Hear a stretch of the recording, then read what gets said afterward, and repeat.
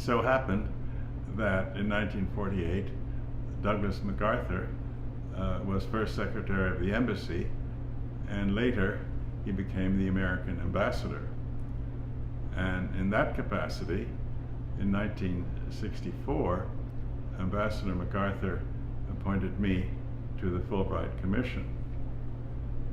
Well, shortly after I became a member of the board, I realized that the finances of the commission were running down rapidly because the counterpart funds that had been used to fund this program initially were rapidly running down, and that the commission was reduced to granting just a very few travel grants, and that many people actually had thought that the commission had closed its doors.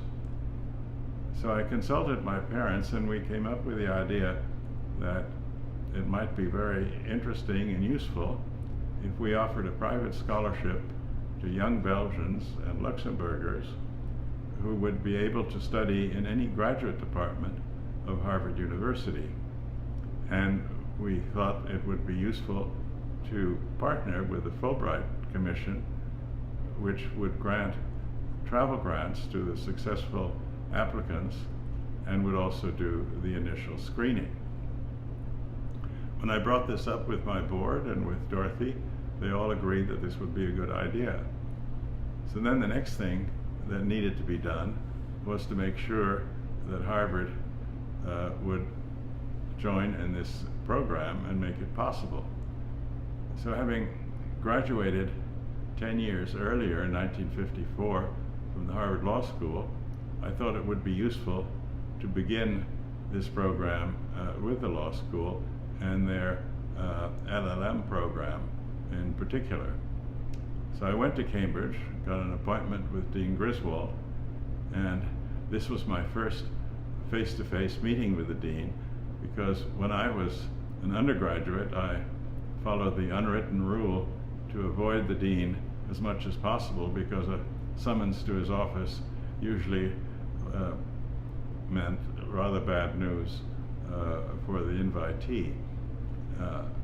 I explained to Dean Griswold who I was, and then I explained to him what the Fulbright program was all about, with which he was not familiar. And then Dean Griswold said, well, why in the world would any Belgian want to come to Harvard Law School and get an LLM degree?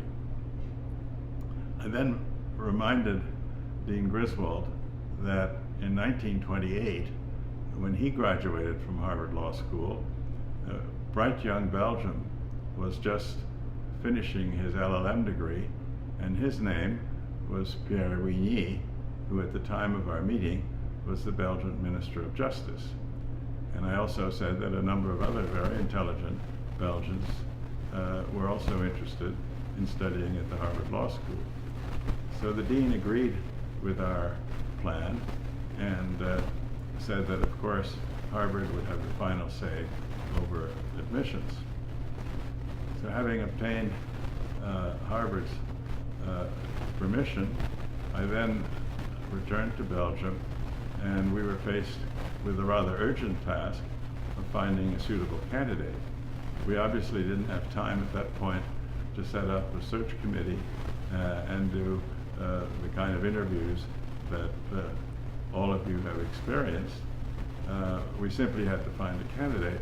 So Dorothy and I went over a number of files, and we came up with the name of Luc Skurman, who had graduated at the top of his class at the Leuven Law School and had just finished spending a year studying law at the university in Rome.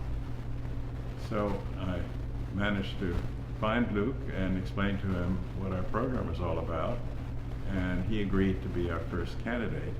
And to sweeten the deal, I said that we would provide him, if he had successfully completed the program, with an all-expense paid trip to the United States. Luc then kindly invited me to meet with his family, and I had the pleasure of meeting Luc's parents at their home, and I also had the pleasure of meeting his lovely wife, Janine. Luke and Janine went off to Harvard, and Luke did brilliantly, and now we had a successful program, because if the first candidate had failed, our whole program would have been dead on arrival. Well, of course, all of you here and all of the Boas scholars have been winners and have done very well. And in fact, the program did so well that in fact, a number of the Belgian grantees went to a number of the graduate schools at Harvard, including the medical school, and of course the law school, School of Public Health, and also the Faculty of Arts and Science. A number of these very distinguished Belgians are now actually members of the Belgian Royal Academy. So having